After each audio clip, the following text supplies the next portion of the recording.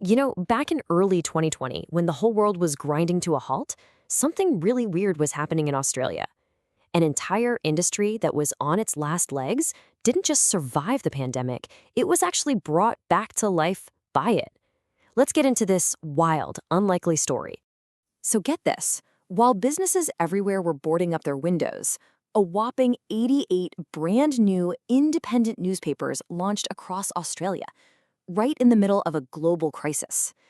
The really fascinating part, though, isn't just the number, it's how it all went down.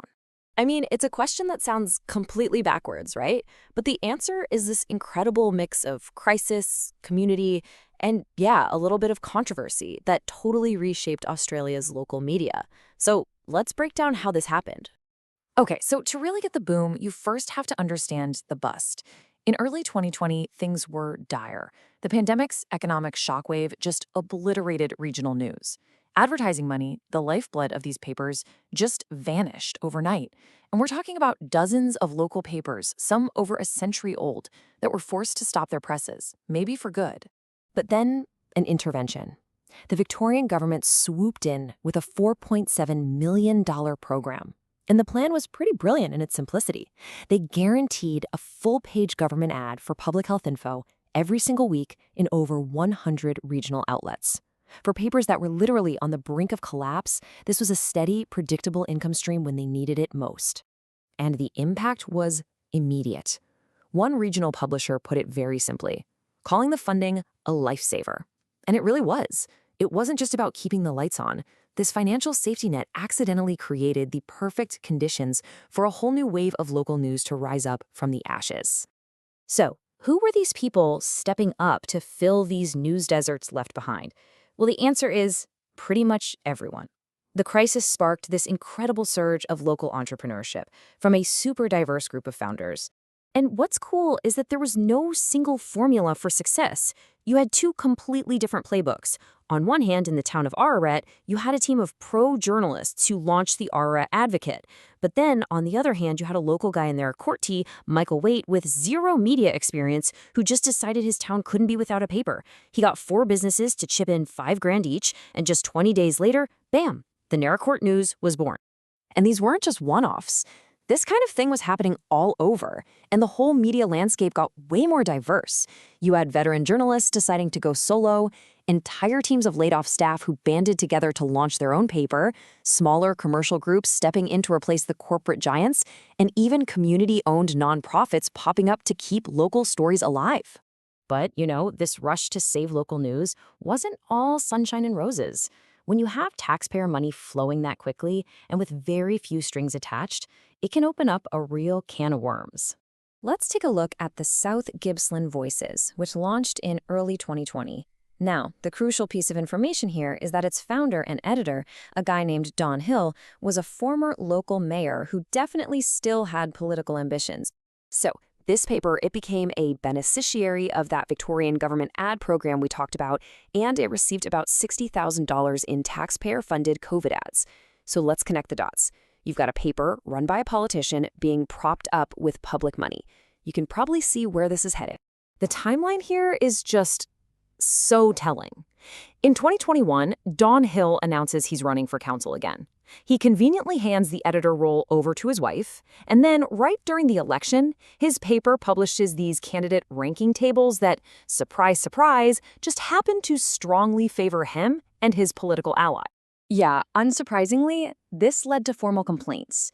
People raised some very serious concerns about bias and the fact that a publicly funded paper was basically being used as a political megaphone. It became the textbook example of the conflict of interest that can pop up when public funds support local news without strong ethical guardrails. So what about the papers that didn't have this level of government support? Could pure community spirit, goodwill and crowdfunding be enough to keep the presses running? Let's go back to the Naracoorte Community News in South Australia. Remember, it was started with just 20 grand from local businesses. It got no special government grants, just relied on its cover price and local ads. The result? It's thriving. It's totally self-sustaining and even turns a small profit that it puts right back into the community. A real success story. But now look at this, a really stark contrast. Over in New South Wales, the Richmond River Independent was started with a very similar grassroots vibe, funded by about $11,000 in crowdfunding. But after just 63 editions, it was forced to fold in 2021. So why did one make it and the other fail? Well, the crucial difference was the safety net. See, unlike Victoria, New South Wales didn't have that dedicated government ad buy program. So when a local COVID outbreak hit the town and advertising completely dried up, the Independent had absolutely nothing to fall back on. It just goes to show that while community goodwill is vital, that guaranteed revenue stream was the make or break factor for survival during the pandemic. All right, so after this absolute whirlwind of closures, launches, and government money, what's the lasting legacy? What did we actually learn from this completely unprecedented experiment in Australian media? Well, first off, the survival rate is actually surprisingly high.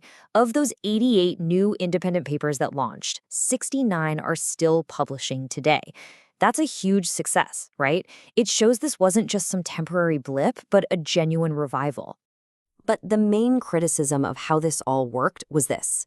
There was relatively poor discrimination in who got the money. Basically, the priority was speed, get the money out the door and save the industry fast.